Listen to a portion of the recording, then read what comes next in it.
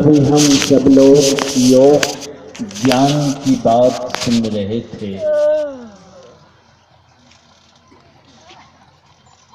यह ऐसा काम है, कान खोल कर सुन लीजिए। यह काम भाड़ा पर नहीं चलता है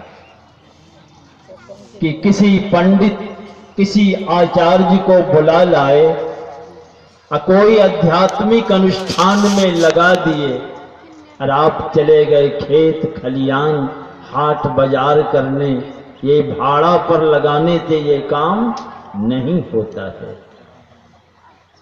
ना यह काम मरकर चिता पर राख हो जाने के बाद होगा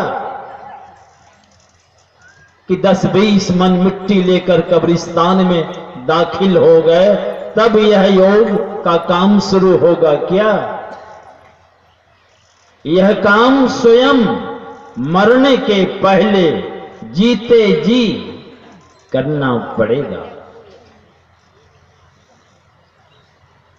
कैसी भी परिस्थिति हो उसी में काम बनाइए।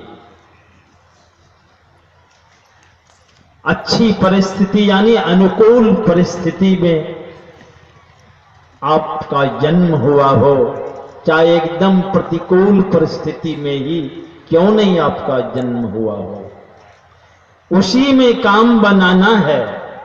कुछ कर्मों का चूक है, कुछ इस तरह बन गया है कि वैसे ही परिस्थिति में आपको आना पड़ा है। हमारे भगवान कृष्ण कहते हैं, स्वल्पमप्यस्य धर्मस्य त्रायते महतो भयात्। थोड़ी सी अधिक की बात नहीं करते। अगर आप शुभारंभ कर दिए हैं तो बारंबार मनुष्य शरीर मिलेगा और अच्छी परिस्थिति में घर में आपका जन्म होगा। आप बढ़ते जाएंगे, मगर जो भी परिस्थिति हाथ में है ठीक है। संत तुकाराम जी महाराज की पत्नी एकदम विपरीत स्वभाव की, ये एकदम भोले भाले, जो आ जाए हाथ पसारे, कुछ मांगते अच्छा ले जाओ, है तो उठा के दे ही देते। एक दिन ऐसा हुआ, खाने का कुछ नहीं घर में था। पत्नी तमक करके आई, गुस्सा के मारे कहने लगी, जो आता है ले जाओ ले जाओ, आज ये तो पता चलेगा, भूखे रहिए, कुछ नहीं है खाने का घर में। आखिर पत्नी कहने लगी, जाइए खेत गन्ना काट कर ले आइए और वही चूस करके रात काटिएगा। भोले भाले संत तुकाराम जी महाराज उठे चले गए गन्ना काट कर बंडल कांधा पर लेकर जब चले तो रास्ता में बच्चा सब, बाबा एक डांड, देहात में गन्ना को डांड भी बोलते, ईख और केतारी तो लोग जानते ही हैं, डांड भी बोलते। एक डांड देते देते एक के डांड लेके घर पहुंचे। पत्नी की जो दृष्टि गई तो ट्रांसफार्मर तो एकदम गर्म हो गई कि सब रास्ते में बांटते आए होंगे। हाथ बढ़ाई, डांड पकड़ा दिए, वही डांड घुमा के जो मारना चाहिए, तुकाराम जी महाराज झुक गए, किसी तरह बच जाए, बचेगा क्या? वही डांड घुमा के डांडे पर बजाड़ दिए। डांडा समझते न, कमर 3-4 टुकड़ा हो गया गन्ना। संत तुकाराम जी महाराज भगवान से हाथ जोड़कर क्या कहते हैं, प्रभु आप कितने दयालु हैं, बाल बच्चा सबके लिए तोड़ तोड़ के हिस्सा लगाना पड़ता, अपने हिस्सा लग गया। हाँ हाँ जाएगा, आजमाइश कर भैया।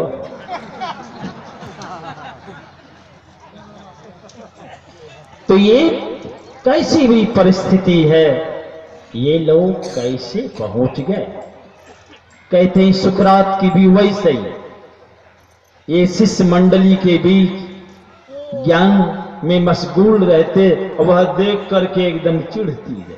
एक दिन क्रोध के मारे कहने लगी कि किताबें से भी हाँ कर लेते तो अच्छा होता। शिष्य लोग कहते, महाराज जी अगे मत बोलो, ये हमारे ही लायक। एक दिन बातचीत में मशगूल थे शिष्य मंडली के बीच, यह देखकर वो खरंडा नहीं होता है, जूठन उठन रोटी भात जो रखते हैं जिस बर्तन में माल जाल को देने, वही जूठन बर्तन उठा के आई गुस्सा के मारे और सीधे सर पर उधेल दी। अब सर से लेके नीचे तक रोटी भात टुकड़ा सब जूठन ऊपर से नीचे तक आ गया। शिष्य लोग भड़क गए, कहते महाराज जी चुड़ैल है चुड़ैल। कहते बात मत बोलो, यही हमारे लायक है।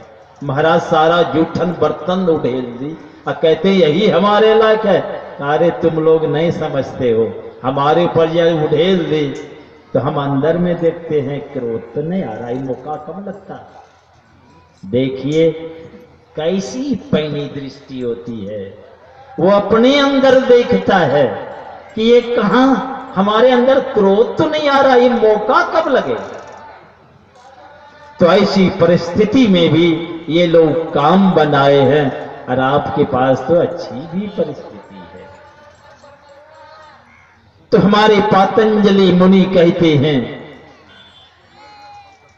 अहिंसा हिंसा मत करो।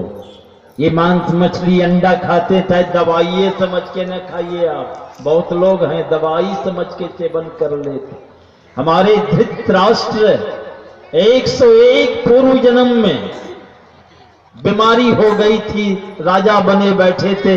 एक हकीम कहे कि देखो हंस का बच्चा का मांस खाओ, बीमारी छूट जाए।